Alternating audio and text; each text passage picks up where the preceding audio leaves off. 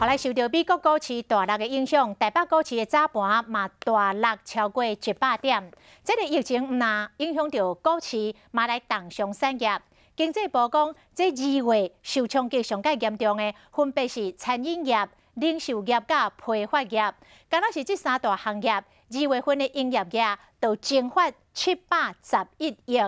不过嘛有好消息，3月初9开始，台湾一天就会当生产1000万片的脆餡。甲外靠中国正深的新加坡甲香港比起来，台湾的防疫的物资甲民生的必需品真充足，民众会当真放心。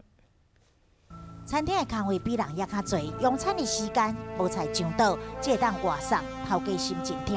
经济部统计处上新的调查，这个月受到疫情的冲击，上严重的3大产业，分别是餐饮业8成业者受到影响，零售业有6成，批发业嘛将近5成。2月营业额估计蒸发711亿。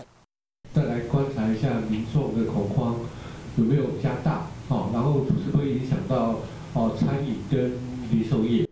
台经医表示讲，民众惊吓的程度，甲其他国家疫情的状况，拢会直接对这3大产业造成影响。但是台经医嘛对产业端带来好消息。3月9号一定会有1000万片然后再来，政府希望产能够持续开到1300到1500。